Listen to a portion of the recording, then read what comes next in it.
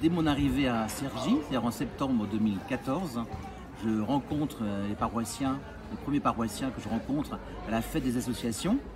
Et là, je rencontre un paroissien qui s'appelle André Bell et avec qui je parle de l'axe majeur pour découvrir un peu Cergy. Je connaissais un peu déjà, j'avais visité avant. Et c'est lui en fait qui me dit mais l'axe majeur c'est vraiment biblique. Et c'est là où tout de suite, dès le début donc, de ma présence à Cergy, mais je me suis dit mais bien sûr, c'est vraiment complètement biblique. Il faut simplement monter l'axe majeur et non pas le descendre. C'est en montant l'axe majeur qu'on voit des correspondances évidentes avec le livre de l'Exode, de la naissance de Moïse jusqu'à l'entrée en terre promise. Il y a toutes sortes de correspondances avec par exemple la passerelle rouge qui évoque la sortie d'Égypte, la libération d'Égypte, la pyramide juste avant qui évoque l'Égypte, c'est vraiment le symbole de l'Égypte. Les 12 colonnes, c'est évidemment les 12 tribus d'Israël. Et quand on monte vers les 12 colonnes, c'est comme si on montait vers le Sinaï. Et ensuite, le terre-plein, l'esplanade de Paris, c'est vraiment l'expérience du désert. Ce terre-plein est vraiment en sable. Et l'artiste qui a fait le terre-plein a voulu vraiment le maintenir en sable. Donc, comme si c'était l'expérience de la traversée du désert, les 40 ans du désert du peuple juif, et ensuite l'arrivée en terre promise avec le verger des impressionnistes, l'arrivée à la place Hubert Renaud comme l'arrivée en terre promise.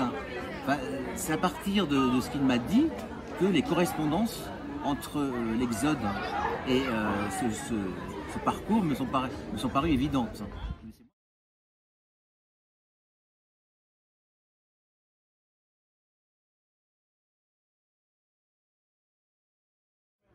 Donc les 12 stations, à la base, elles existent. C'est l'artiste, donc Danny Caravane, à la demande des urbanistes de Cergy. On est dans les années 80.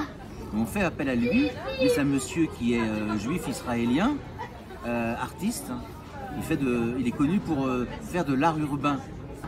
Et c'est lui donc qui trouve l'idée de ces 12 stations par rapport aux 12 heures de la journée, les 12 mois de l'année. À la base, ce n'est pas une symbolique religieuse, c'est une symbolique profane sur le temps, la méditation sur le temps. Et donc, les 12, c'est lui qui va concevoir les 12 colonnes qui ont 12 mètres de haut. Et la tour Belvédère elle-même, elle fait 36 mètres de haut, donc 3 x 12. Et donc ça, c'est pas moi qui l'ai inventé, mais c'est après coup donc, que je suis sûr qu'il y a une dimension biblique dans cette symbolique des 12.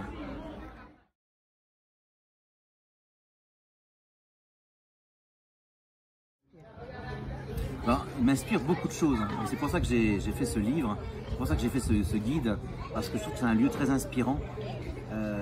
En particulier, bon, il y a beaucoup de choses, mais ces 12 colonnes, pour moi, c'est vraiment, quand on monte du bas vers le haut, vers les 12 colonnes, c'est comme si on montait vers Dieu.